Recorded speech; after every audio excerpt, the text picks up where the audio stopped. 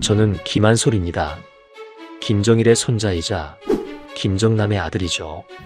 2017년 제 아버지 김정남은 말레이시아의 한 공항에서 김정은이 보낸 자객의 손에 살해당하셨습니다. 저는 평생 아버지를 그저 권력에서 도망친 비겁한 사람이라 여겼습니다. 하지만 아버지가 돌아가신 뒤 저는 한 가지 사실을 알게 되었습니다. 아버지가 저에게 5천억 원이라는 엄청난 돈을 남겨두셨다는 것을요. 그리고 그 돈에는 아버지의 마지막 유언이 함께 있었습니다. 이 돈으로 김정은의 독재를 끝내다오. 그날부터 저는 도망자의 길을 멈췄습니다. 그리고 10년, 저는 그 5천억으로 단 한 발의 총성도 없이 김정은 정권을 무너뜨렸습니다. 지금부터 그 10년의 전말을 시작하겠습니다. 2017년 2월 13일, 저는 유럽의 한 대학 도서관에 앉아 있었습니다. 창밖에는 잿빛 겨울 하늘이 낮게 깔려 있었고 두꺼운 경영학 원서 위로 형광등 불빛이 차갑게 떨어지고 있었어요. 22살 평범한 유학생의 오후였습니다. 그때 휴대폰 화면에 속보 알림이 떴습니다. 제목을 보는 순간 손에 쥐고 있던 펜이 바닥으로 떨어졌어요. 북한 김정남, 말레이시아 공항에서 피살. 심장이 멎는 것 같았습니다. 떨리는 손으로 기사를 열자 CCTV 영상 한 장면이 화면을 가득 채웠어요. 낯익은 덩치의 중년 남자가 얼굴을 감싸준 채 비틀거리며 공항 의무실로 끌려가고 있었습니다. 맹독성 신경작용제 VX. 그 독극물을 얼굴에 뒤집어 쓰고 고통스러워하던 그 남자가 제 아버지였습니다. 눈물이 나오지 않았어요. 슬픔보다 먼저 찾아온 것은 차가운 공포였습니다. 아버지는 평생 아무것도 하지 않았어요. 권력을 등지고 마카오와 베이징을 떠돌며 그저 조용히 살고 싶어 했을 뿐이었습니다. 그런데도 죽었습니다. 백주 대낮 사람들이 오가는 공항 한복판에서 도망쳐도 죽는구나. 그 사실이 제 뼛속 깊이 새겨졌습니다.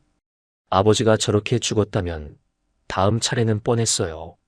해외를 떠도는 백두혈통의 잔재. 바로 저였습니다. 시신은 수습할 수 없었습니다.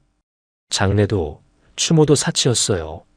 아버지의 아들이라는 사실을 드러내는 순간 저 역시 같은 운명이 될 테니까요. 저는 그저 기숙사 방 불을 끄고 이불을 뒤집어 쓴 채 숨죽여 떨었습니다. 그렇게 사흘이 지난 새벽이었습니다. 똑똑똑 기숙사 문을 두드리는 소리가 났어요. 새벽 2시. 이 시간에 방문자라니. 온몸에 털이 곤두섰습니다. 저는 숨을 죽인 채 문을 노려봤어요. 또 3번의 노크. 그리고 낮고 굵은 목소리가 들렸습니다. 한솔 씨, 아버님이 보내셨습니다. 한국어였어요. 하지만 북한 억양도 남한 억양도 아닌 묘한 중간지대의 발음이었습니다. 저는 한참을 망설이다 조심스럽게 문을 열었어요. 키가 크고 눈빛이 날카로운 중년 남자가 서 있었습니다. 검은 코트 차림에 손에는 낡은 가죽 파우치를 들고 있었어요. 그는 아무 말 없이 그것을 제게 내밀었습니다. 아버지는 이미 돌아가셨는데요. 제가 떨리는 목소리로 말했습니다. 그래서 지금 드리는 겁니다. 그 말만 남기고 남자는 복도의 어둠 속으로 사라졌어요. 발소리조차 들리지 않았습니다. 방으로 들어와 문을 잠그고 떨리는 손으로 파우치를 열었습니다. 안에는 3가지가 들어있었어요. 첫 번째, 스위스 은행 로고가 새겨진 보안 토큰. 두 번째, 엄지손가락만 한 검은색 USB. 세 번째, 여러 번 접혀 모서리가 해진 편지 한 장. 편지를 펼치는 순간 저는 그 자리에 털썩 주저앉고 말았습니다. 아버지의 친필이었습니다. 한솔아, 네가 이 편지를 읽을 때쯤이면 나는 이미 이 세상 사람이 아닐 것이다. 떨리는 입술로 한 글자 읽어 내려갔습니다. 미안하다. 나는 평생 도망만 치는 비겁한 아비로 내 앞에 섰지. 하지만 아들아, 나는 도망만 친 것이 아니었다. 너에게 남길 두 가지를 위해 평생을 숨죽이며 준비해왔다. 저는 숨을 삼켰습니다. 첫째, 동봉한 토큰에는 5천억 원이 들어있다. 이것은 내가 마카오에서 푼돈을 모은 돈이 아니다. 내 할아버지 김정일이 해외에 숨겨둔 통치 자금, 그 비밀 계좌의 관리를 평생 내가 맡고 있었다. 나는 그 돈을 단 한 푼도 쓰지 않고 오늘을 위해 지켜왔다. 5천억 원. 단순한 도피 자금이 아니었습니다. 김씨 일가가 인민의 피를 빨아 해외에 숨겨둔 더러운 돈. 그 돈의 열쇠가 지금 제 손안에 있었습니다. 둘째, 명심해라. 정은이는 찬탈자다. 적장자였던 나를 밀어내고 그 자리를 빼앗았지. 핏줄로 따지면 진짜 정통은 너다. 이 명분은 네가 가진 가장 강력한 무기가 될 것이다. 찬탈자, 적장자, 평생 권력에서 도망쳐 살던 아버지의 입에서 나온 단어라고는 믿기지 않았습니다. 이 돈으로 평양의 금고를 말리고 그 이름으로 그들의 군대를 빼앗아라. 그리고 저주받은 이 왕조를 끝내고 남녘과 하나가 되어라. 진짜 조선을 만들어다오. 그것이 너를 이런 핏줄로 태어나게 한 아비의 마지막 속죄다오. 편지 끝에는 검붉게 굳은 핏자국이 선명했습니다. 저는 떨리는 손으로 검은색 USB를 노트북에 꽂았어요. 복잡한 암호를 거쳐 파일이 열렸을 때 저는 아버지가 도망만 친 사람이 아니라는 것을 똑똑히 알 수 있었습니다.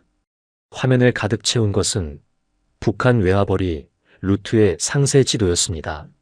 석탄 밀수 경로, 해외 노동자 송출망, 평양의 통치 자금이 흐르는 비밀 계좌들, 그리고 그 옆에는 군부 핵심 인사 12명의 약점이 빼곡히 적힌 극비 파일이 있었어요. 차명 계좌, 감춰둔 가족, 숙청에 대한 두려움까지. 아버지는 도망치는 척하며 10년 동안 평양의 심장을 겨눌 칼을 갈고 있었던 겁니다. 방 안에는 노트북 펜 소리만 맴돌았습니다. 제 안에서 두 개의 목소리가 싸우기 시작했어요. 도망쳐. 이 돈을 가지고 세상 끝으로 숨어. 넌 아직 젊고 내 인생을 살 자격이 있어. 본능적인 생존의 외침이었습니다. 아버지가 평생 그렇게 살았으니까요. 하지만 또 다른 목소리가 제 멱살을 틀어주었어요. 도망친다고 살 수 있을 것 같아? 김정은이 살아있는 한 너는 영원한 사냥감이야. 아버지가 그 증거잖아. 저는 자리에서 일어나 화장실 거울 앞에 섰습니다. 거울 속에는 공포에 질린 창백한 청년이 서 있었어요. 짙은 눈썹, 둥근 얼굴선. 제가 그토록 증오하는 김씨 일가의 특징이 제 얼굴에도 고스란히 새겨져 있었습니다. 하지만 그 순간 깨달았어요. 이 저주를 끝낼 수 있는 유일한 사람도 역설적이게도 이 핏줄을 이어받은 저 자신뿐이라는 것을. 아버지가 왜 미국이나 한국 정보기관이 아니라 제게 이것을 남겼는지 알 수 있었습니다. 백두혈통이라는 이름. 그것이 북한 군부를 흔들 가장 강력한 무기임을 아버지는 알고 계셨던 겁니다. 거울 속 제 눈빛이 변하기 시작했어요. 공포로 흔들리던 동공에 차갑고 서늘한 결심이 자리 잡기 시작했습니다. 저는 화장실을 나와 도망치려 챙겨두었던 캐리어를 발로 밀어버렸습니다. 도망치지 않겠다. 평생 사냥감으로 쫓기느니 차라리 사냥꾼이 되겠다. 내 아버지를 죽이고 내 핏줄을 도륙한 저 괴물 같은 체제를 내 손으로 무너뜨리겠다. 도망자 김한솔은 오늘 밤 죽었다. 빈 방을 향해 낮게 읊조렸어요. 그것은 제 과거와의 결별 선언이었습니다. 책상으로 돌아와 스위스 은행 토큰을 집어들었습니다. 차가운 금속의 감촉이 손끝을 타고 전해졌어요. 작은 액정에 푸른빛이 돌며 무작위 숫자가 떠올랐고 저는 그 숫자를 하나씩 노트북에 입력했습니다. 타닥 타닥 키보드 두드리는 소리가 제 심장 박동처럼 방 안을 울렸어요. 엔터키를 누르는 순간 화면이 전환되며 거대한 숫자가 눈앞에 펼쳐졌습니다. 5천억 원. 이것은 단순한 돈이 아니었습니다. 북한의 심장부를 겨눌 실탄이었고 독재의 사슬을 끊어낼 날카로운 검이었어요. 저는 아버지의 피 묻은 편지를 고이 접어 가슴 안주머니에 넣었습니다. 10년만 주십시오, 아버지. 창밖으로 진눈깨비가 흩날리기 시작했습니다. 저는 처음으로 평양을 떠올렸어요. 그 차가운 하늘 아래 굶주리고 두려움에 떨고 있을 2,500만 명을 위해 제가 할 수 있는 일이 있다면 그것이 제가 이 핏줄로 태어난 이유일지도 모른다고. 그렇게 10년의 긴 여정이 시작되었습니다. 도망자였던 유학생은 그날 밤 사라졌고 그 자리에 아버지의 마지막 카드를 쥔 한 남자가 조용히 태어났습니다. 이장 보이지 않는 손. 그날 밤 이후 저는 세상에서 완전히 사라졌습니다. 정확히 말하면 기만솔이라는 존재를 철저하게 지워버렸어요. 기숙사 방은 그대로 둔 채 집만 챙겨 나왔습니다. 책상 위 반쯤 펼쳐진 원서도 노트북도 마시다 만 커피잔도 그대로 놔뒀어요. 누군가 이 방을 뒤지러 왔을 때 급히 도망친 흔적이 아니라 잠시 자리를 비운 것처럼 보여야 했으니까요. 다음 날 새벽 제게는 3개의 가명이 생겼습니다. 홍콩 여권을 든 무역상첸, 캐나다 국적의 금융 컨설턴트 아서, 그리고 싱가포르 화교 출신 투자자리. 아버지가 평생에 걸쳐 은밀히 구축해둔 서방 정보기관과의 연결망이 움직인 결과였어요. 저는 이 3개의 가면을 번갈아 쓰며 완벽한 유령이 되었습니다. 처음 6개월은 오직 이동만 했습니다. 포르투갈, 모로코, 튀르키예, 조지아. 한 곳에 2주 이상 머물지 않았어요. 국경을 넘을 때마다 여권을 바꾸고 머리색을 바꾸고 색이 들어간 렌즈를 끼고 심지어 걸음걸이까지 의식적으로 바꿨습니다. 평양 정보기관의 안면인식 데이터베이스에 제 얼굴이 걸려들지 않도록. 그렇게 유령이 되고 나서야 저는 비로소 첫 번째 무기를 들여다봤습니다. 5천억 원. 하지만 이 돈은 그냥 두면 독이었어요. 덩어리가 너무 컸습니다. 북한 보위부도 국제금융당국도 추적할 수 있는 크기였죠. 스위스 계좌에 잠들어 있는 5천억을 그대로 두는 건 자살행위나 다름없었습니다. 이 돈은 무기가 되기 전까지는 제 목을 겨누는 칼이었어요. 저는 아버지의 연결망을 통해 소개받은 동남아 출신 자금 세탁 전문가와 접촉했습니다. 2년에 걸친 치밀한 작업이었어요. 싱가포르, 홍콩, 두바이, 케이맨 제도에 수십 개의 유령법인을 세웠습니다. 부동산 투자사, 무역회사, IT 스타트업, 예술품 펀드. 서류상으로는 멀쩡히 사업을 하는 것처럼 보이지만 실제로는 아무 일도 하지 않는 완벽한 껍데기들이었어요. 5천억은 수백 개의 조각으로 쪼개져 전 세계로 흩어졌습니다. 그리고 단순히 숨기는 데서 그치지 않았어요. 저는 그 돈을 굴렸습니다. 부동산이 오를 곳에 묻어두고 떠오르는 기술 기업에 미리 들어가고 원자재 시장의 흐름을 읽었어요. 아버지가 남긴 돈은 가만히 잠들어 있지 않고 조용히 자라났습니다. 2년이 지났을 때 5천억은 1조 원이 되어 있었습니다. 이제 저는 세계 어디서든 24시간 안에 필요한 자금을 조달할 수 있는 보이지 않는 금융무기를 손에 넣었어요. 평양은 꿈에도 몰랐을 겁니다. 죽은 줄로만 알았던 도망자의 아들이 자신들을 겨눌 1조 원의 실탄을 장전하고 있다는 것을. 돈을 무기로 바꾼 다음 저는 아버지가 남긴 진짜 지도를 펼쳤습니다. USB 속 북한 외화벌이 루트. 화면을 들여다보는 순간 저는 숨이 멎었어요. 그것은 평양의 통치 자금이 흐르는 거대한 혈관도였습니다. 중국으로 넘어가는 석탄 밀수 경로, 러시아와 중동의 건설 현장으로 보내지는 노동자 송출망, 유럽과 동남아 곳곳에 위장 운영되는 해외 식당, 무기와 마약 거래로 들어오는 검은 돈. 그 모든 외화가 수십 개의 차명 계좌를 거쳐 결국 평양의 금고로 흘러들고 있었습니다. 저는 그 혈관도를 오랫동안 들여다봤어요. 군대의 월급도, 측근들에게 뿌리는 충성 비용도, 김정은 일가의 사치도 결국은 이 돈줄에서 나오고 있었습니다. 이 혈관을 하나씩 막으면 평양이라는 거인은 안에서부터 말라 죽게 될 거였어요. 총을 들 필요가 없었습니다. 돈줄만 끊으면 됐어요. 저는 중국 단둥과 러시아 블라디보스토크에 거점을 만들었습니다.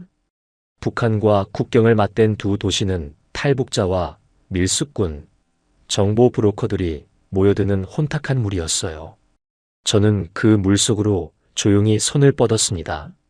처음엔 돈으로 정보를 샀어요. 탈북한 전직 무역 관료에게서 외화벌이 기관의 내부 사정을 들었고, 조선족 사업가들을 통해 평양 간부들의 해외 자금 동선을 파악했습니다. 퍼즐 조각을 하나씩 모았어요. 한 달에 조각 하나, 두 달에 조각 두 개. 느리고 위험한 작업이었지만 서두를 수 없었습니다. 아버지가 왜 죽었는지 저는 알고 있었으니까요. 그리고 마침내 첫 번째 실험을 시작했습니다. 평양이 의존하는 석탄 밀수 루트 하나를 골랐어요. 중국 측에서 그 석탄을 사들이던 무역상이 있었습니다. 저는 유령 회사를 통해 그 무역상에게 접근했어요. 그리고 더 좋은 조건을 제시했습니다. 북한산 석탄을 사지 않아도 우리가 더 많은 이윤을 보장하겠다고. 그 무역상은 거래를 끊었습니다. 저는 기다렸어요. 한 달이 지났습니다. 단둥의 정보망에서 첩보가 들어왔어요. 그 석탄 루트를 관리하던 평양의 한 외화벌이 기관이 자금난에 빠졌다는 소식이었습니다. 책임자가 문책당했고 기관 전체가 술렁이고 있다고 했어요. 화면을 바라보며 저는 천천히 주먹을 쥐었습니다. 가설이 증명된 순간이었어요. 돈줄 하나를 끊었을 뿐인데 평양의 한 귀퉁이가 흔들렸습니다. 이 작은 균열을 평양 전체로 키울 수 있다는 확신이 들었어요. 하지만 저는 거기서 한 걸음 더 나아갔습니다. 거래가 끊겨 자리를 잃게 된 그 외화벌이 기관의 실무자에게 조용히 연락을 넣었어요. 그에게 새로운 일자리와 가족이 살아갈 자금을 제시했습니다. 그는 망설임 없이 제 손을 잡았어요. 적의 혈관을 끊으면서 동시에 그 피를 내 쪽으로 흡수한 겁니다. 그때 저는 하나의 원칙을 세웠습니다. 이념이 아니라 돈으로, 충성이 아니라 생존 본능으로. 북한 사람들을 움직이는 데 있어 자유나 민주주의 같은 추상적인 가치는 아무 소용이 없었어요. 그들은 이념의 언어가 아니라 생존의 언어를 쓰는 사람들이었으니까요. 매일 숙청의 공포 속에서 사는 사람들에게 필요한 것은 명분이 아니라 출구였습니다. 돈은 출구를 만들 수 있었어요. 그리고 저에게는 1조 원이 있었습니다. 그렇게 3년이 흘렀습니다. 저는 조지아에서 포르투갈로, 다시 싱가포르로 거점을 옮기며 보이지 않는 거미줄을 쳐나갔어요. 석탄 루트 하나로 시작된 균열은 노동자 송출망으로, 해외 식당망으로 번져갔습니다. 끊고 흡수하고 다시 끊고. 3년이 지났을 때 저는 평양 외화망의 30%에 손이 닿아 있었습니다. 어느 날 밤 단둥 안가의 낡은 책상 앞에서 저는 그 혈관도를 다시 펼쳤어요. 손이 닿은 루트마다 붉은 표시가 되어 있었습니다. 평양의 돈줄이 제 손 안에서 서서히 조여지고 있었어요. 하지만 저는 알고 있었습니다. 돈만으로는 부족하다는 것을. 돈으로 균열은 낼 수 있었지만 사람의 마음까지 돌려세우진 못했어요. 평양의 핵심 군부가 김정은에게 등을 돌리게 하려면 그들에게 갈아탈 이유를 줘야 했습니다. 단순한 돈이 아니라 명분이 필요했어요. 저는 책상 서랍에서 아버지의 피 묻은 편지를 꺼냈습니다. 낡고 바랜 종이 위 두 번째 문장이 눈에 들어왔어요. 정은이는 찬탈자다. 진짜 정통은 너다. 저는 그 문장을 오랫동안 바라봤습니다. 이제 두 번째 무기를 꺼낼 시간이었어요. 돈으로 평양의 금고를 말렸으니 이제 핏줄로 그들의 군대를 빼앗을 차례였습니다. 돈은 평양의 금고를 흔들었습니다. 하지만 사람의 마음까지 흔들지는 못했어요. 군부의 핵심들은 여전히 김정은 앞에서 고개를 조아렸고 그의 명령에 복종했습니다. 두려움 때문이었죠.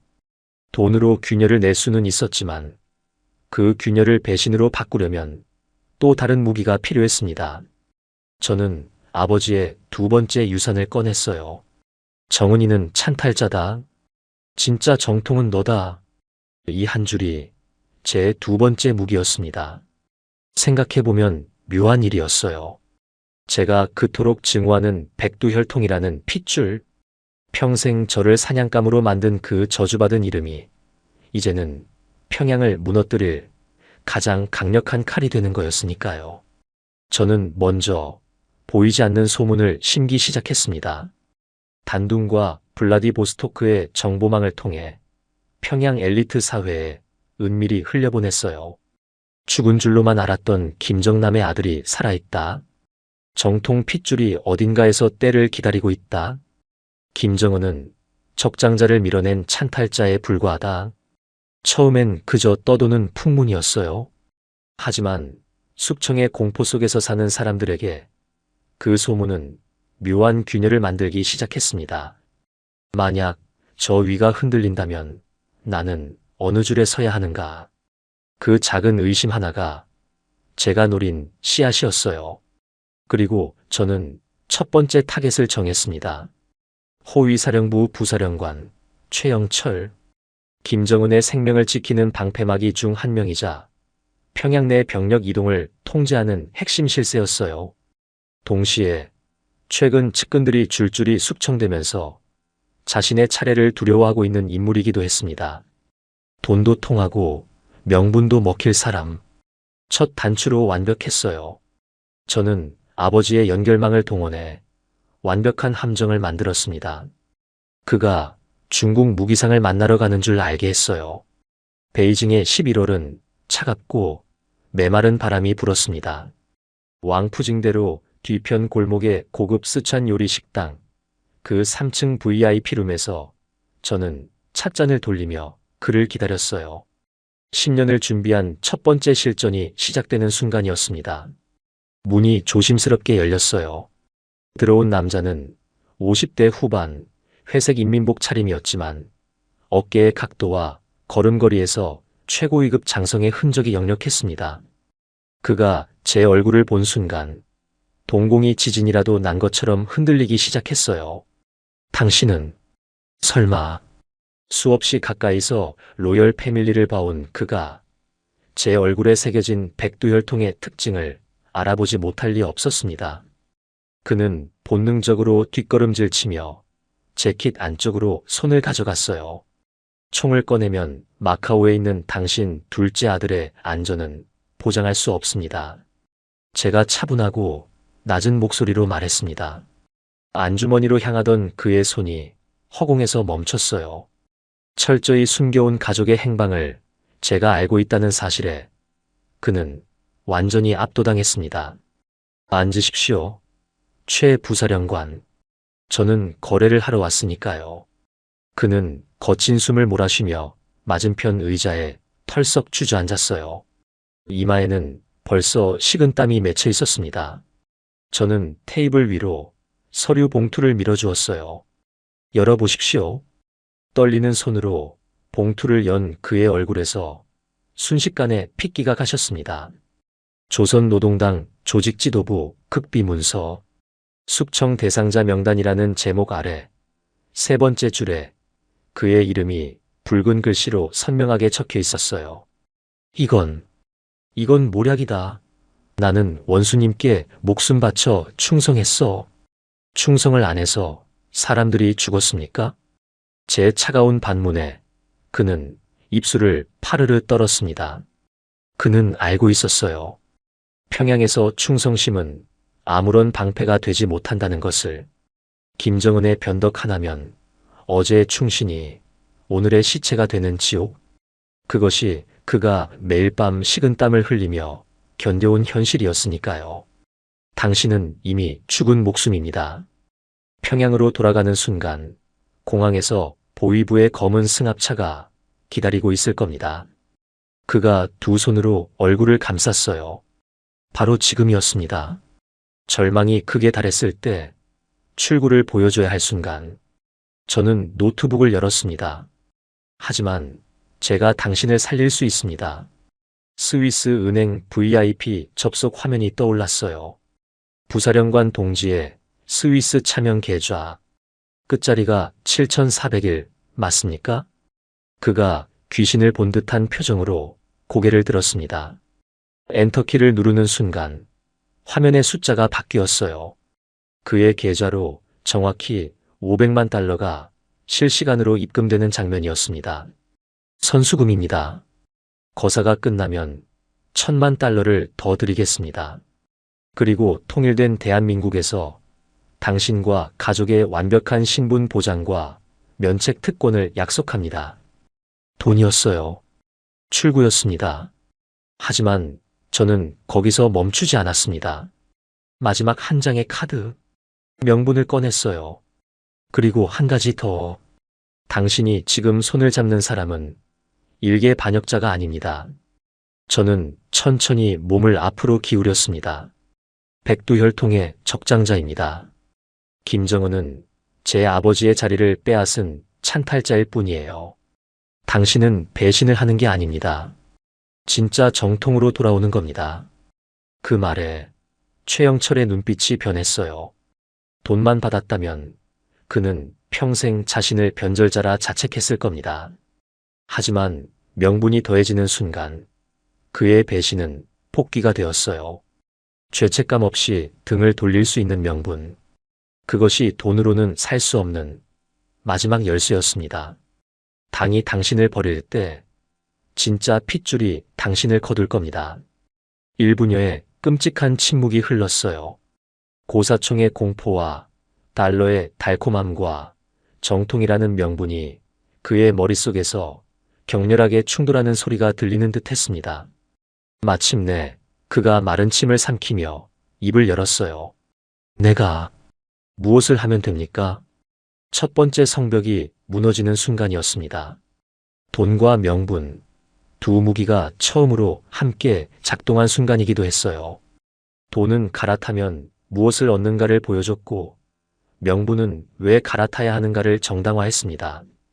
둘이 만나자 거절할 수 없는 제안이 완성됐어요. 최영철의 포섭은 거대한 도미노의 첫 조각이었습니다.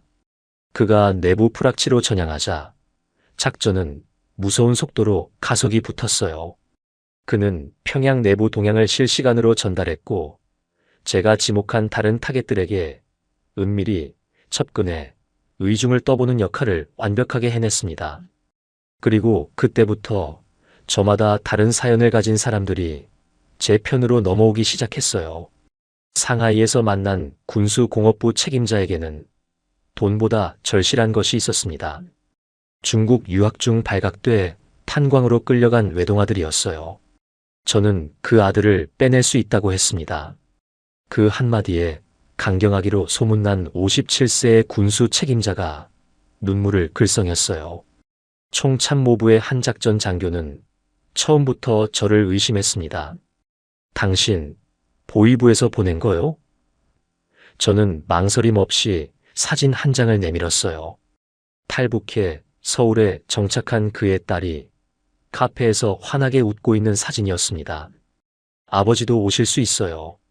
그는 그 사진을 오래도록 바라보다 조용히 주머니에 넣었어요. 누구는 돈으로, 누구는 가족으로, 누구는 순수한 공포로, 그리고 모두에게 정통으로의 복귀라는 명분으로 평양의 눈과 귀, 그리고 총구를 쥔 사람들이 하나씩 핏줄 아래로 모여들었습니다. 8개월이 흐른 어느 날, 저는 단둥 안가에서 명단을 펼쳤어요. 호위사령부 부사령관, 군수공업부 책임자, 총참모부 작전국장, 평양방어사령관, 그리고 넷이 더 8개의 이름 옆에 모두 체크 표시가 되어 있었습니다. 이들이 움직이면 김정은을 지키는 모든 방어선이 안에서부터 무너집니다.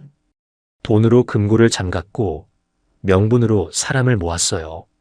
이제 남은 것은 단 하나, 방아쇠를 당길 시간이었습니다. 명분으로 사람은 모였습니다. 하지만 저는 곧바로 봉기를 일으키지 않았어요. 그건 너무 위험했습니다. 김정은이 아직 건재한 상태에서 군부가 움직이면 자칫 유혈 사태로 번질 수 있었으니까요. 아버지의 유언은 분명했습니다. 평화 통일? 피를 흘려서는 안 됐어요. 그래서 저는 봉기 전에 한 가지를 먼저 하기로 했습니다. 평양을 굶기는 것. 군대가 김정은에게 충성하는 이유는 신념이 아니었어요. 월급이었습니다. 측근들이 그의 곁을 지키는 이유도 충성이 아니었어요. 돈이었습니다. 그 돈줄을 완전히 끊어버리면 김정은은 명령을 내려도 따를 사람이 없는 텅 빈 왕이 될 거였어요. 저는 그날을 금고를 잠그는 날이라 불렀습니다. 10년간 저는 평양 외화망의 70%에 손을 뻗어두었어요. 석탄 밀수의 메인 루트, 해외 노동자 송출망, 유럽과 동남아의 위장 식당들, 비자금을 세탁하던 핵심 계좌들, 이 모든 혈관의 메인 밸브가 이제 제 손안에 있었습니다.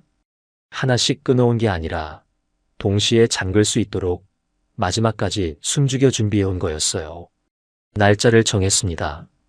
그리고 그날 저는 1조 원의 무기를 한꺼번에 발사했습니다. 전 세계에 흩어진 유령 회사들이 일제히 움직였어요. 북한산 석탄을 사들이던 무역상들이 한날 한시에 거래를 중단했습니다. 노동자를 받던 해외 건설사들이 계약을 파기했어요. 위장 식당들의 송금 루트가 막혔고 비자금이 흐르던 계좌들이 줄줄이 동결됐습니다. 평양으로 흘러들던 외화가 단 며칠 만에 거대한 댐처럼 막혀버렸어요. 가장 먼저 흔들린 것은 군대였습니다. 병사들의 배급이 줄었어요. 장교들의 봉급이 밀리기 시작했습니다. 평양 방어를 담당하는 부대에서조차 식량이 제때 보급되지 않았어요. 70년 동안 인민군이라는 이름으로 떠받쳐온 체제가 정작 그 군인들을 먹이지 못하는 민낯을 드러내기 시작한 겁니다. 군인은 배가 고프면 충성을 의심하기 시작합니다. 다음은 측근들이었어요. 김정은이 핵심 간부들을 곁에 묶어두던 방식은 단순했습니다. 돈이었어요. 해외 명품, 고급 외제차, 자녀의 유학비, 그 사치를 보장해주는 대가로 충성을 사들였던 겁니다. 그런데 그 돈줄이 마르자 사치가 멈췄어요. 충성을 사들이던 사슬이 안에서부터 녹슬어 끊어지기 시작했습니다. 평양 엘리트들이 술렁이기 시작했어요.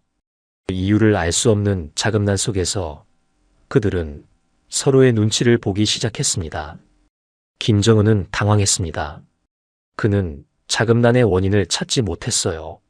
외부에 보이지 않는 손이 자신의 돈줄을 하나씩 잠그고 있다는 것을 끝내 알아채지 못했습니다. 그가 할 수 있는 일은 늘 하던 것뿐이었어요. 숙청. 그는 외화벌이 기관의 책임자들을 잡아들였습니다. 자금을 빼돌린 자들을 색출하라며 보위부를 닥달했어요. 무역 일꾼들을 처형하고 간부들을 수용소로 보냈습니다. 빈 금고를 채우려는 발버둥이었어요. 하지만 그 발버둥은 오히려 이탈을 가속시켰습니다. 남은 간부들은 생각했어요. 다음은 나다. 돈도 끊기고 목숨까지 위태로워진 그들에게 김정은은 더 이상 지켜야 할 주군이 아니라 피해야 할 재앙이었습니다. 그가 공포로 사람들을 묶으려 할수록 사람들의 마음은 더 빠르게 그에게서 멀어졌어요. 모든 것이 계획대로 흘러가고 있었습니다. 하지만 바로 그때 위기가 찾아왔어요. 포섭한 8명 중 1명, 평양 방어사령관이 흔들리기 시작한 겁니다. 자금난이 심해지자 평양 전체가 보위부의 감시망 아래 놓였고 그는 두려워졌어요. 이러다 자신이 먼저 발각되는 것은 아닐까. 차라리 지금 자수해서 살 길을 찾는 게 낫지 않을까. 그가 보위부의 모든 것을 털어놓을 암호 메시지를 준비하고 있다는 첩보가 단둥의 정보망에 잡혔습니다. 심장이 내려앉았어요. 그가 입을 여는 순간 10년이 물거품이 됩니다. 8명의 명단이 통째로 드러나고 포섭된 모든 사람이 처형당할 거였어요. 저 역시 평양의 사냥개들에게 쫓기는 신세가 되겠죠. 저는 즉시 최영철에게 비상 연락을 취했습니다. 그리고 동시에 흔들리는 그에게 직접 메시지를 보냈어요. 협박이 아니었습니다. 당신이 지금 손에 쥔 것은 2가지입니다.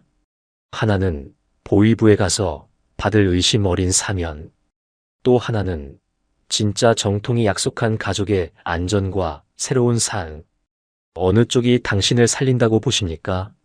저는 그의 딸이 이미 안전한 제3국으로 빠져나갔다는 증거를 함께 보냈습니다.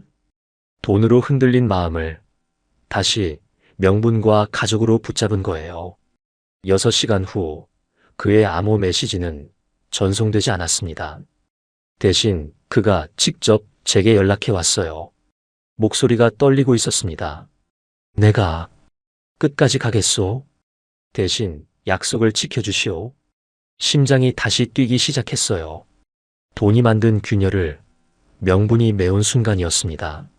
만약 제게 명분이라는 2번째 무기가 없었다면 그날 모든 것이 무너졌을 겁니다. 그렇게 위기를 넘긴 어느 날 저는 단둥 안가에서 평양의 마지막 상황을 보고받았어요. 평양은 굶주린 거인이 되어 있었습니다. 군대는 월급을 받지 못해 명령을 따를 이유가 없었고 측근들은 사치가 끊겨 충성할 대가가 사라졌습니다. 김정은을 떠받치던 거대한 토대가 안에서부터 텅 비어버린 거예요. 겉으로는 여전히 거대한 동상과 구호가 평양을 뒤덮고 있었지만 그 속은 이미 모래성처럼 부서지고 있었습니다. 저는 창밖을 바라봤어요. 압록강 너머 칠흑 같은 어둠 속에 잠긴 평양이 보였습니다. 저 어둠 속에서 70년을 버텨온 독재의 심장이 마지막 숨을 헐떡이고 있었어요. 돈이 빠져나간 자리에는 거대한 빈 공간이 생겼습니다. 이제 그 빈자리를 채울 시간이었어요. 굶주린 군부가 텅 빈 금고 앞에서 갈 곳을 잃은 그 순간 그들이 고개를 돌릴 곳은 단 하나뿐이었습니다. 진짜 정통, 백두혈통의 적장자. 저는 책상 위에 놓인 8개의 이름을 내려다봤어요. 그리고 천천히 스마트폰을 집어들었습니다. 암호 메시지 창을 열고 전송 버튼 위에 엄지손가락을 올려놓았어요. 돈으로 평양을 굶겼으니 이제 명분으로 평양을 일으켜 세울 차례였습니다. 11월 23일 오후 3시 단둥 안가의 낡은 라디오에서 흘러나온 기상 예보가 제 심장을 멎게 했습니다. 평양 일대 기습 폭설특보, 예상 척설량 25cm. 바로 제가 3년간 기다려온 그 조건이었어요. 김정은 일가가 모두 관저에 머무는 날, 평양에 폭설이 내리는 밤, 야간 경비 교대가 이루어지는 새벽. 3가지가 처음으로 맞아떨어진 겁니다. 저는 천천히 자리에서 일어나 창밖을 바라봤습니다. 압록강 너머 북한 땅 위로 낯빛 구름이 낮게 깔려 있었어요. 스마트폰을 집어들었습니다. 암호 메시지 창을 열고 전송 버튼 위에 엄지손가락을 올려놓았어요. 이 버튼을 누르는 순간 10년의 준비가 현실이 되고 다시는 되돌릴 수 없는 강을 건너는 겁니다. 마지막으로 안주머니에서 아버지의 피 묻은 편지를 꺼냈어요. 진짜 조선을 만들어다오. 저는 편지를 다시 접어넣고 엄지손가락을 눌렀습니다. 백두산에 눈이 내린다. 전송 완료. 오후 3시 17분. 8명의 장성들에게 동시에 날아간 단 한 줄의 메시지. 평양의 심장부를 향해 던진 돌이 수면을 가르는 순간이었습니다. 그리고 그날 밤 평양의 신경망이 하나씩 끊겨나가기 시작했어요. 새벽 2시 암호 보고가 연달아 들어왔습니다. 총참모부 작전국장. 평양 전역 통신망 1차 차단 완료. 평양방어사령관. 외곽 경비 교체 완료. 우리 편으로 배치. 수도방어사령부 통신여단장. CCTV 감시망. 우리 쪽에서 통제 중. 8명이 동시에 움직이고 있었어요. 외부와의 통신이 차단되고 경비 라인이 안에서부터 재편되고 충성파 병력들이 훈련을 핑계로 외곽에 격리되고 있었습니다. 놀라운 것은 그들이 망설이지 않았다는 거예요.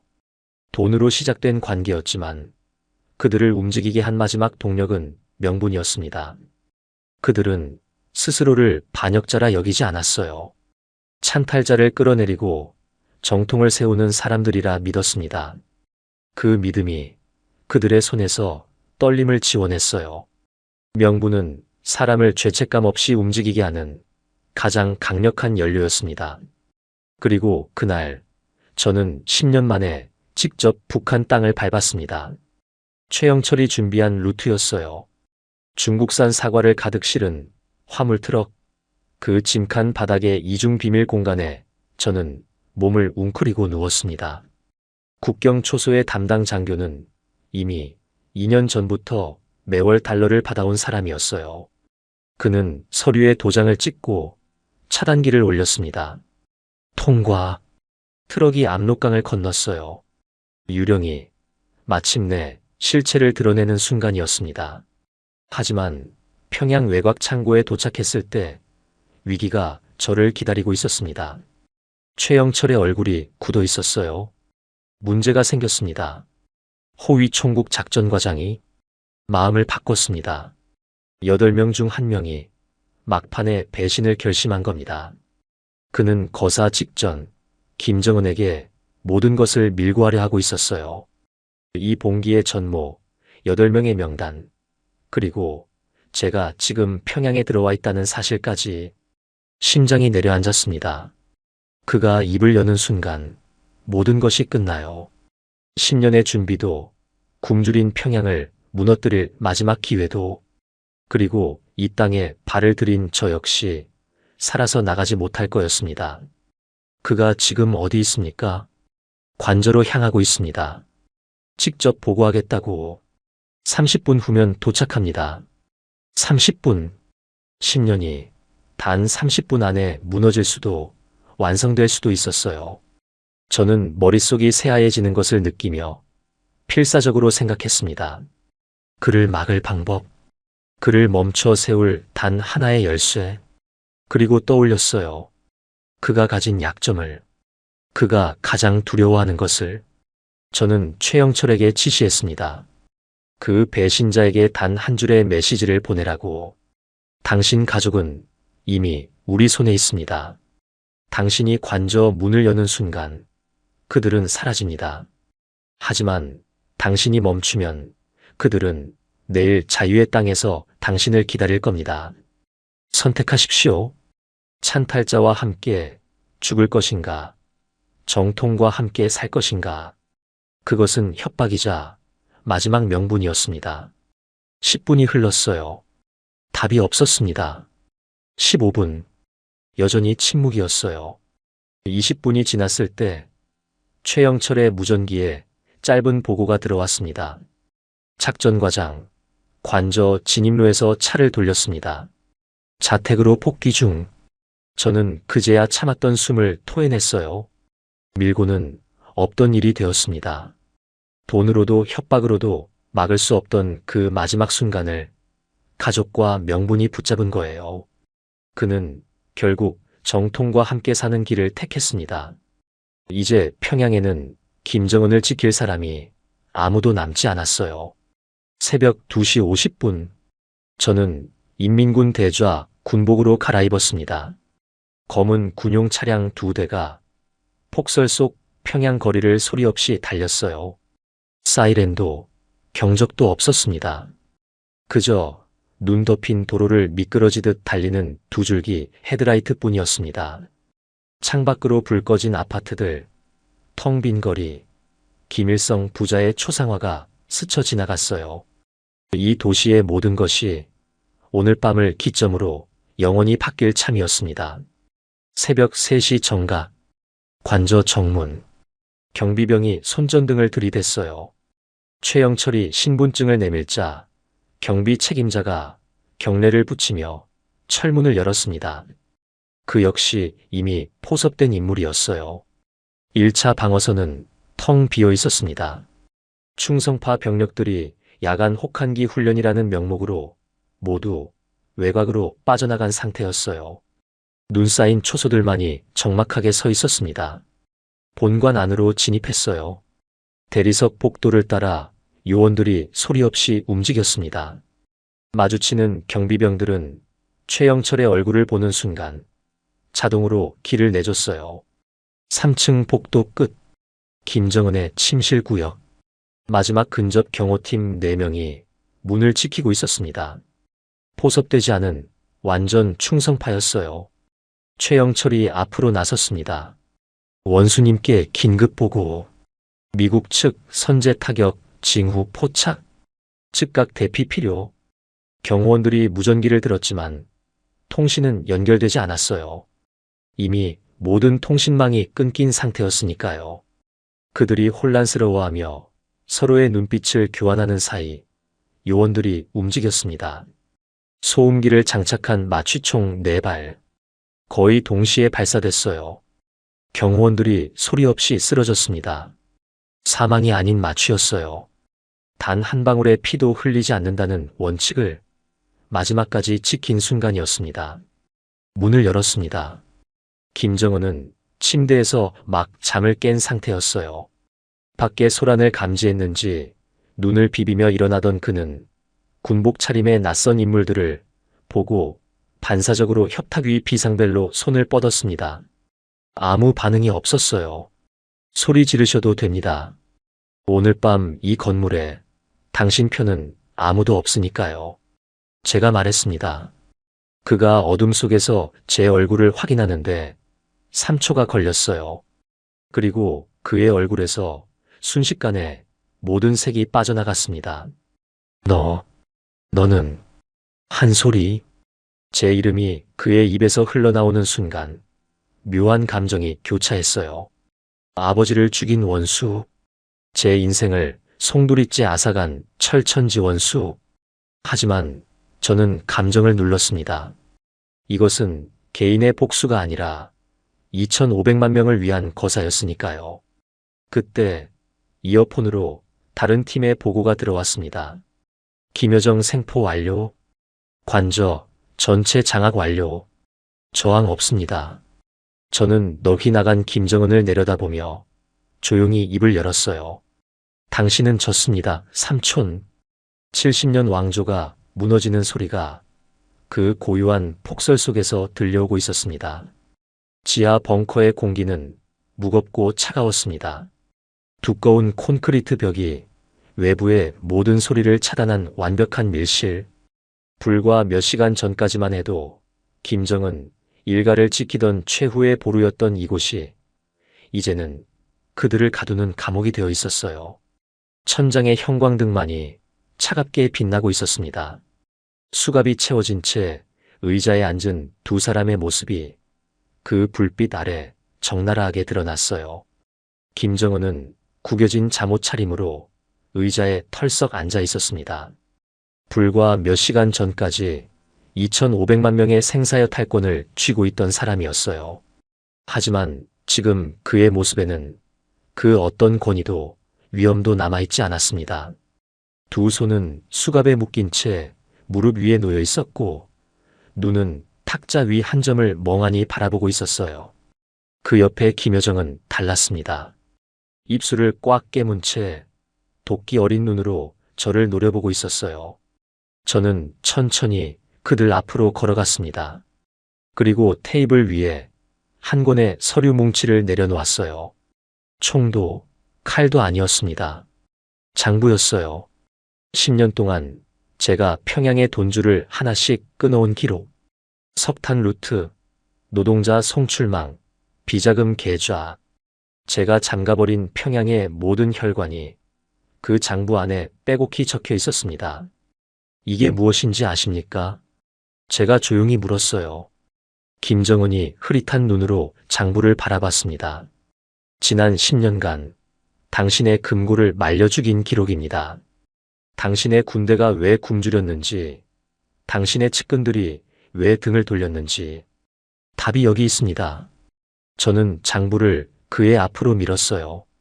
저는 당신을 총으로 쏘지 않았습니다. 단 한 발의 총알도 쓰지 않았어요. 그저 당신의 돈을 끊었을 뿐입니다. 군대도 측근도 금고도 이제 어느 것 하나 당신의 것이 아닙니다. 김정은의 입술이 떨리기 시작했습니다. 그리고 권력자가 몰락하는 순간 늘 그렇듯 그는 거래를 꺼내들었어요.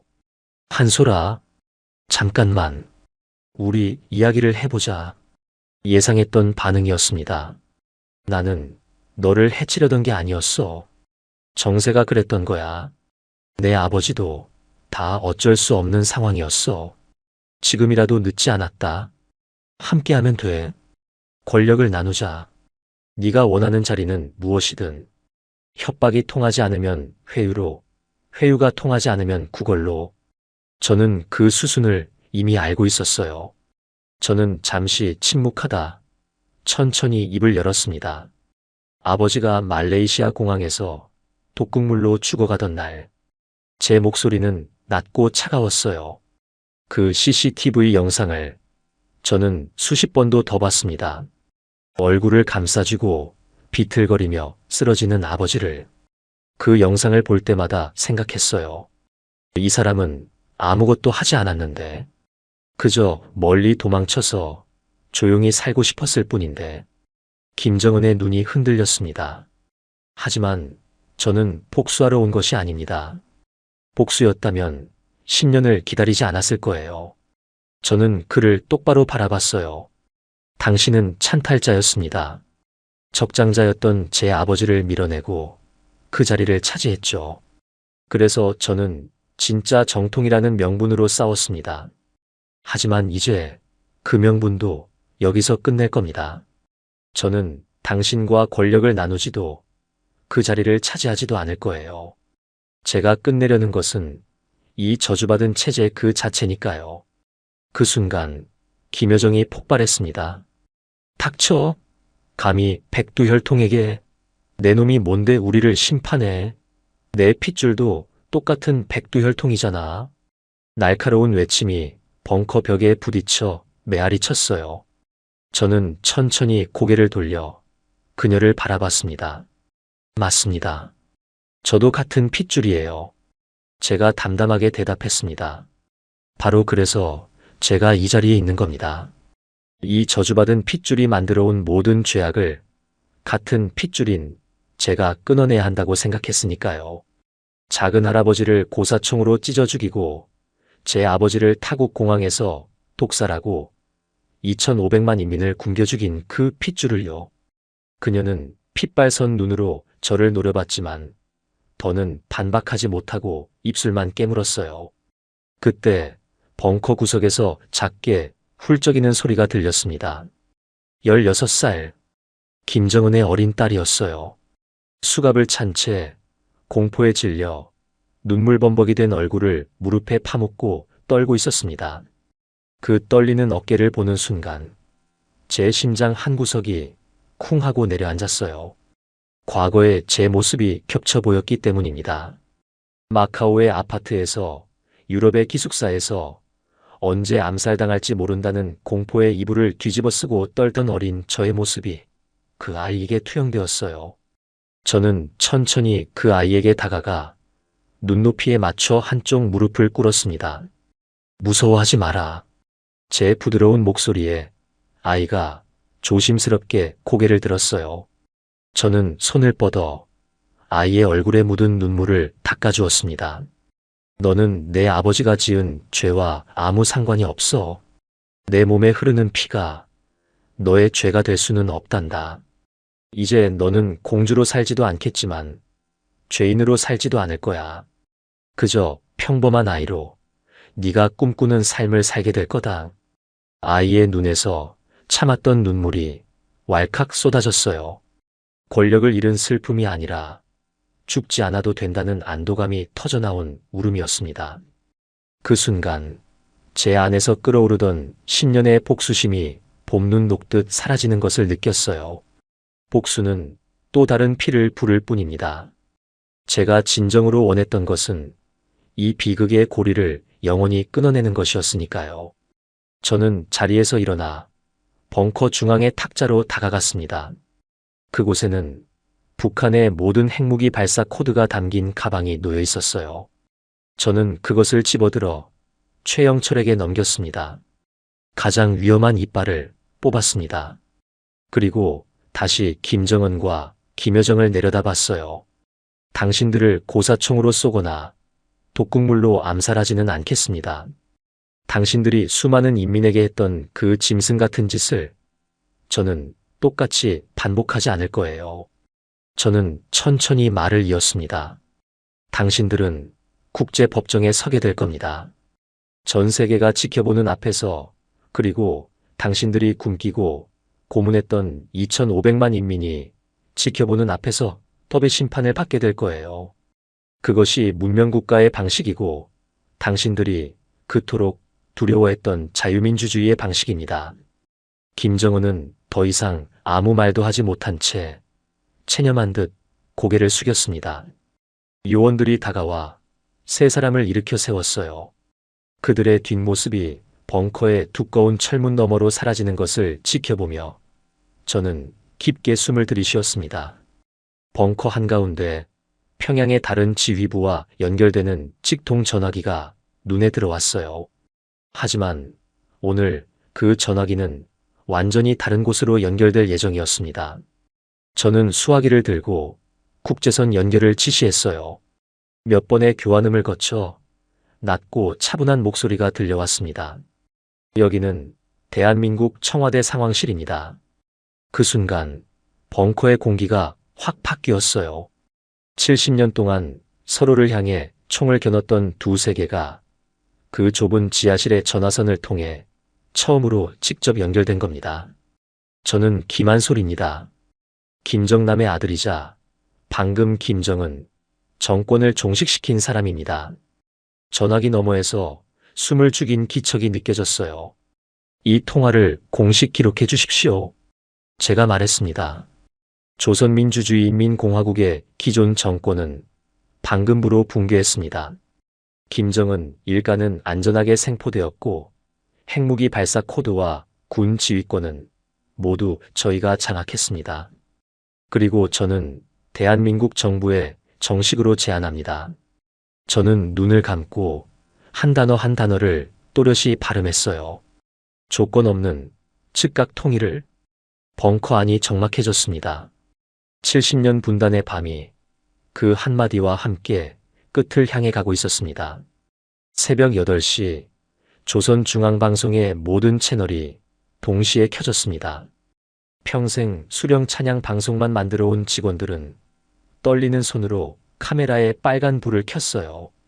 저는 앵커석에 앉아 정면을 바라봤습니다. 10년 동안 수백 번 머릿속으로 그려본 순간이었지만 막상 그 순간이 오자 준비했던 말들이 모두 사라지고 딱 하나만 남았어요. 진심으로 말하자. 조선의 인민 여러분, 저는 김한솔입니다. 김정남의 아들입니다. 제 목소리가 마이크를 타고 2,500만 명에게 전해지기 시작했습니다. 오늘 새벽 김정은 정권은 종식되었습니다. 무력 충돌은 없었습니다. 피 흘린 사람은 아무도 없습니다. 1948년부터 이 땅을 지배해온 김씨 일가의 70년 독재는 영원히 끝났습니다. 화면이 분할되며 미리 준비된 현장 영상이 송출됐어요. 전국의 정치범 수용소, 번호로만 불리던 지옥의 철문들이 삐걱거리며 열리고 있었습니다. 뼈와 가죽만 남은 사람들이 믿을 수 없다는 표정으로 문턱에 서 있었어요. 처음엔 아무도 움직이지 않았습니다. 또 다른 함정은 아닐까 하는 공포 때문이었죠. 하지만 한 노인이 떨리는 다리로 첫 발을 내디뎠어요. 아무 일도 일어나지 않았습니다. 총성도 고함도 없었어요. 마침내 수천 명의 사람들이 햇빛 속으로 쏟아져 나왔습니다. 평양도 천천히 깨어났어요. 처음엔 집 밖으로 나서기를 두려워하던 사람들이 거리의 군인도 보위부원도 한 명 없다는 것을 깨닫고는 서로의 얼굴을 마주봤습니다. 한 할머니가 눈 덮인 아스팔트 위에 무릎을 꿇고 두 손을 모아 하늘을 향해 기도하기 시작했어요. 누군가 참았던 울음을 터뜨렸고 그 울음은 순식간에 거대한 파도가 되어 평양 전체로 퍼져나갔습니다. 해방의 아침이었어요. 그리고 그 모든 것이 끝난 뒤 관저 상황실에서 저는 휴전선에서 전해온 영상을 보고 있었습니다. 70년 동안 남과 북을 갈라놓았던 철조망이 끊기고 남북의 두 병사가 군사분계선 앞에서 어색하게 손을 내밀었다가 이내 서로를 와락 끌어안는 장면이었어요. 그 순간 제 눈에서 눈물이 흘렀습니다. 10년 동안 저는 단 한 번도 마음껏 울지 못했어요.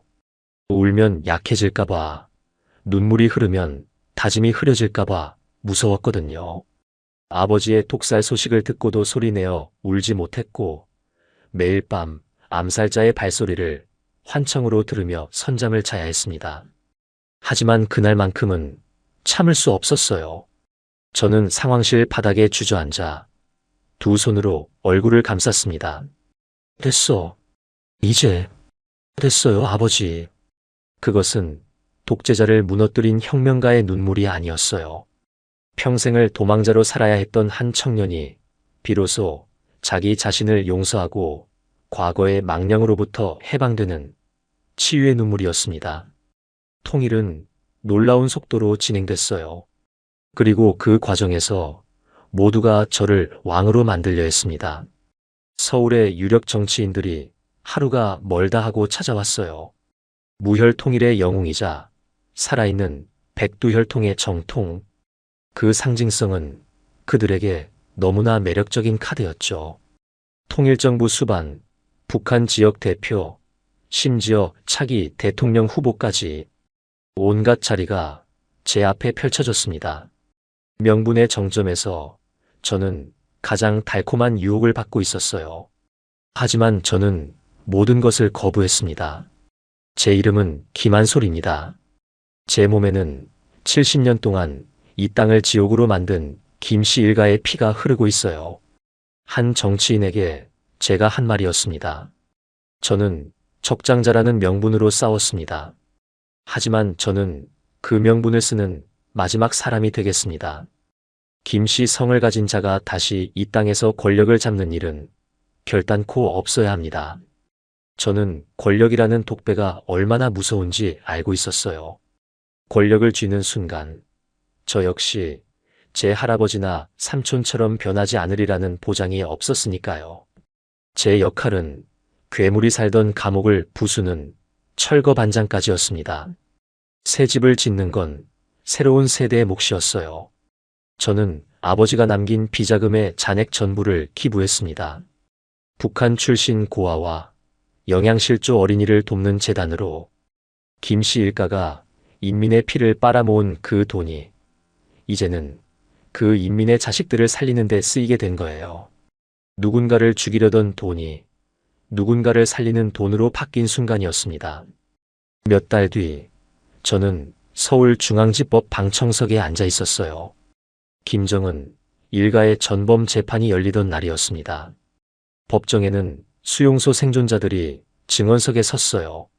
나는 내 딸이 수용소에서 굶어 죽는 것을 봤습니다.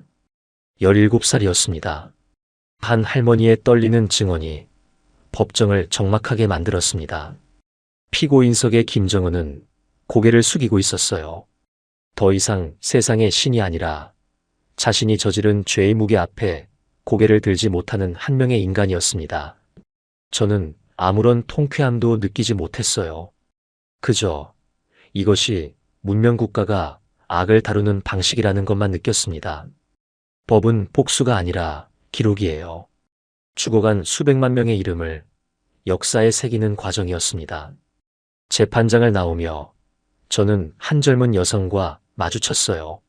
20살 남짓 되어 보이는 그녀가 갓 돌이 지난 아기를 안고 있었습니다. 혹시 김한솔 씨 아니세요? 그녀의 눈에 눈물이 맺혔어요. 저는 평양에서 왔어요. 쿠데타가 있던 날 새벽에 이 아이를 낳았거든요. 그래서 이름을 자유라고 지었습니다. 자유? 그 두 글자를 듣는 순간 제 눈시울이 뜨거워졌습니다. 아버지가 피 묻은 종이에 적었던 그 단어가 지금 따뜻한 체온을 가진 아기의 이름이 되어 제 앞에 있었어요. 저는 조심스럽게 아이를 품에 안았습니다. 아이는 제 코트 단추를 작은 손으로 잡으려 버둥거렸어요. 그 순간 10년의 모든 것이 이 작은 온기로 압축되는 것을 느꼈습니다. 아버지의 유언, 유령으로 살았던 시간, 베이징의 심리전, 평양의 새벽, 그 모든 것이 결국 이 아이를 위한 것이었구나 싶었어요. 건강하게 자라요. 내 이름처럼. 그리고 얼마 뒤 통일 지역에 새로 세워진 한 학교의 도서관에서 한 여학생이 조심스럽게 제게 다가왔습니다. 선생님, 혹시 저를 기억하세요? 그 목소리를 듣는 순간 온몸에 전율이 흘렀어요. 지하 벙커에서 울고 있던 그 아이였습니다. 재판 이후 새 신분으로 살아가던 김정은의 딸이 전혀 다른 이름으로 이 학교에 전학 와 있었던 거예요. 선생님이 그날 지하에서 너는 죄가 없다고 말해줬어요. 그 말이 저를 살게 했어요. 제 목이 메어 아무 말도 나오지 않았습니다. 이제 저도 누군가에게 그런 말을 해주고 싶어요. 너는 죄가 없다고. 그래서 법을 공부해 보려고요. 그 순간 저는 확신했습니다. 이 땅은 정말로 바뀌고 있다고. 독재자의 딸이 더 이상 독재를 꿈꾸지 않고 법으로 누군가를 지키는 꿈을 꾸고 있다는 것만으로도 충분히 희망적이라고. 저는 왕좌가 아니라 교실을 택했습니다. 다음 세대의 눈에 이 모든 변화가 누군가의 위대한 업적이 아니라 너무도 당연한 일상으로 보이게 만드는 것. 그것이 제가 마지막으로 하고 싶은 일이었어요. 손에 쥔 것은 왕홀이 아니라 한 자루의 분필이었습니다. 통일 10년째 봄입니다. 저는 지금 강원도 철원의 한 작은 중학교에서 사회교사로 살아가고 있습니다. 과거에는 남과 북을 가르는 최전방 군사도시였지만 통일된 지금은 한반도 정중앙의 가장 평화로운 교육 도시가 된 곳이에요. 매일 아침 7시에 일어나 된장찌개를 끓이고 자전거를 타고 흘길을 달려 학교로 출근합니다. 제 신분증에는 김한솔이 아닌 완전히 새로운 이름이 적혀 있어요. 세상 사람들은 북한 정권을 무너뜨린 그 백두혈통의 마지막 후손이 어디론가 호련히 사라졌다고 믿고 있지만 저는 매일 이토록 선명하게 평범하게 살아 숨쉬고 있습니다. 오늘 3교시는 현대사 시간이었어요. 칠판에 하얀 분필로 자유와 책임이라고 적었습니다. 교실을 둘러보니 맨 앞줄에는 서울에서 온 지훈이와 함경북도 청진에서 온 철민이가 나란히 앉아 있었어요. 두 아이는 쉬는 시간마다 서로의 사투리를 흉내내며 장난치고 방과 후엔 함께 떡볶이를 먹으러 가는 단짝입니다. 불과 몇 년 전만 해도 서로를 향해 총부리를 겨눠야 했을 운명의 아이들이 지금은 같은 교실에서 똑같은 교복을 입고 나란히 웃고 있었어요. 자유가 뭐예요? 제가 물었습니다. 하고 싶은 거 다 하는 거요. 뒷자리 남자아이가 손을 번쩍 들었어요. 교실에 웃음이 터졌습니다. 저는 칠판에 천천히 두 단어를 썼어요. 자유, 책임. 자유는 내가 선택할 수 있다는 거야. 하지만 그 선택의 결과는 내가 책임져야 해. 누군가 대신 선택해주는 세상은 편해 보이지만 사실 그건 자유가 없는 세상이거든. 교실이 조용해졌어요. 평양에서 온 한 아이가 조심스럽게 손을 들었습니다. 선생님, 저희 아버지가 그러셨어요. 북한에서는 선택을 잘못하면 죽는다고. 그래서 선택하는 게 무서웠다고요. 그래? 그게 독재의 본질이야. 공포로 선택을 빼앗는 거지. 선택할 수 없는 사람은 생각할 필요가 없고, 생각하지 않는 사람은 저항할 수 없거든. 저는 칠판에 크게 한 문장을 더 썼습니다. 다시는 누구도 신처럼 만들지 말 것. 70년 동안 이 땅을 올감했던 우상화. 한 사람을 신으로 떠받들다 2,500만이 지옥에 빠졌던 그 비극을 저는 단 한 줄로 아이들에게 새겨주고 싶었어요. 하지만 이제 너희는 달라. 틀려도 괜찮아. 실수해도 괜찮아. 그 실수에서 배우고 다시 선택하면 되니까. 아이들이 그 문장을 또박또박 받아 적는 모습을 보며 제 가슴 한구석이 뜨거워졌습니다. 수업이 끝나갈 무렵 맨 뒷자리 아이가 손을 번쩍 들었어요. 선생님, 그럼 그 쿠데타를 지휘했다는 김한솔이라는 사람은 지금 어디서 뭐해요? 텔레비전에도 안 나오고 높은 자리에도 안 올라갔잖아요. 아이의 순수한 질문에 교실 안의 모든 시선이 저를 향했습니다. 저는 잠시 말문이 막혔어요. 창밖으로 쏟아지는 오후 햇살을 가만히 바라봤습니다. 글쎄다. 저는 천천히 입을 열며 옅은 미소를 지었어요. 아마 우리처럼 아주 평범하게 살고 있지 않을까? 아침에 일어나서 밥을 먹고 출근을 하고 주말이면 늦잠도 자면서 말이야. 그 사람은 영웅이 되고 싶었던 게 아닐 거야. 그저 너희들처럼 예쁜 아이들이 이런 평범한 일상을 누리기를 바랐을 뿐이겠지. 저는 잠시 숨을 고르고 말을 이었습니다. 그리고 말이야. 진짜 영웅은 독재자를 무너뜨린 그 사람이 아니란다. 두려움을 이겨내고 자유를 선택한 너희들의 부모님, 그리고 지금 이 교실에서 함께 웃고 있는 너희들 자신이 진짜 영웅이지. 퇴근 후 저는 읍내 외곽의 작은 언덕으로 향했어요. 소나무 한 그루가 서 있는 그 언덕은 제가 마음이 복잡하거나 누군가가 그리울 때 찾는 비밀 장소였습니다. 언덕에 오르자 붉게 물든 저녁 노을 아래로 끝없이 펼쳐진 철원 평야가 한눈에 들어왔어요. 과거에는 지뢰밭과 철조망으로 뒤덮인 죽음의 땅이었지만 지금은 황금빛 벼들이 바람에 출렁이는 생명의 땅이 되어 있었습니다. 저는 배낭에서 소주 2병을 꺼냈어요. 한 병은 아버지 김정남을 위해, 또 한 병은 평생 권력에서 도망치며 두려움에 떨었던 모든 이들을 위해. 차가운 땅 위에 조심스럽게 2병을 세워두고 그 앞에 앉았습니다. 아버지, 아무도 없는 허공을 향해 조용히 불렀어요. 오늘 수업에서 아이들이랑 자유에 대해 얘기했어요. 아버지가 평생 찾아 헤맸던 그 자유가 바로 이런 모습이 아닐까 싶습니다. 바람이 솔가지를 흔들었습니다. 저는 안주머니 깊숙한 곳에서 무언가를 꺼냈어요. 10년이 넘는 세월 동안 단 하루도 제 몸에서 떨어진 적 없던 물건. 모서리가 달아해지고 여러 번 접혔다 펴진 자국이 선명하며 가장자리에 검붉은 핏자국이 굳어있는 낡은 종이 한 장. 아버지의 마지막 유언장이었습니다. 진짜 조선을 만들어다오. 그 한 줄의 문장은 지난 10년 동안 저를 채찍질하는 채찍이었고 어둠 속을 걸을 때마다 길을 밝혀주는 유일한 등대였어요.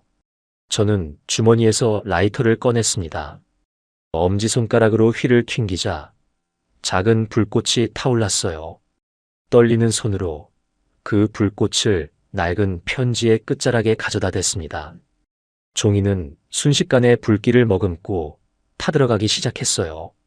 타닥타닥 소리를 내며 검은재로 변해가는 편지를 저는 가만히 지켜봤습니다. 손끝이 뜨거워질 무렵 남은 조각을 허공을 향해 가볍게 놓아주었어요. 저녁 바람이 불어와 하얗고 검은 재들을 공중으로 흩날렸습니다. 재들은 노을빛을 받아 반짝이며 철원 평야 너머 멀리 북쪽 하늘을 향해 자유롭게 날아갔어요. 이제 다 끝났습니다, 아버지. 바람에 흩어지는 재를 바라보며 저는 깊은 숨을 토해냈습니다. 백두혈통이라는 저주는 제 대에서 끝났습니다. 아버지가 남긴 5천억의 비자금도 정통이라는 명분도 모두 그 일을 위해 쓰고 이제 함께 태워보냈어요. 더 이상 이 땅에 핏줄 하나로 신의 자리에 앉는 사람은 없을 겁니다. 그 말을 소리내어 하는 것은 처음이었어요. 아무도 없는 언덕 위에서 바람 소리만 들리는 그 자리에서 이제 저는 자유로운 대한민국 국민입니다.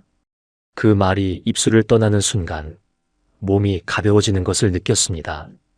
30년 동안 제 어깨를 짓눌러왔던 이름의 무게가 그 한 문장과 함께 마침내 사라지는 것 같았어요. 마지막으로 평양에 계신 제 할머니께 저를 낳아주신 분은 아니지만 어릴 적 제 손을 잡고 대동강변을 걸어주셨던 그분, 아직도 손자가 어느 낯선 땅에서 죽었다고 믿고 계실지 모르는 그분께 저는 조용히 말하고 싶었습니다. 저는 살아있습니다. 그리고 지금 이 나라 어딘가에서 당신이 평생 꿈꾸셨을 그 평범하고 자유로운 하루를 살아가고 있어요. 언젠가 통일된 이 땅에서 당신을 만날 수 있다면 그때 제가 직접 말씀드리고 싶습니다. 할머니, 저 여기 있어요.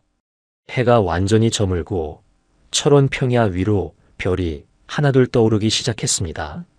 70년 만에 처음으로 이 땅의 사람들이 두려움 없이 밤하늘을 올려다보는 밤이었어요. 분단의 긴 밤이 끝나고 하나 된 나라의 평범한 저녁이 조용히 내려앉고 있었습니다. 긴 사연 끝까지 들어주셔서 진심으로 감사합니다. 저주받은 핏줄을 끊어내고 2,500만 명에게 자유의 아침을 선물하기 위해 10년을 어둠 속에서 싸워야 했던 마지막 김 씨의 이야기가 여러분의 마음에 작은 울림을 주었다면 구독과 좋아요, 그리고 따뜻한 댓글 한 줄 부탁드립니다. 자유는 거저 주어지지 않습니다. 하지만 누군가의 용기가 있다면 반드시 이루어집니다. 우리가 누리는 이 평범한 일상이 얼마나 위대한 기적인지 기억해 주십시오. 다음에도 가슴 깊은 곳을 울리는 감동적인 이야기로 찾아오겠습니다. 감사합니다.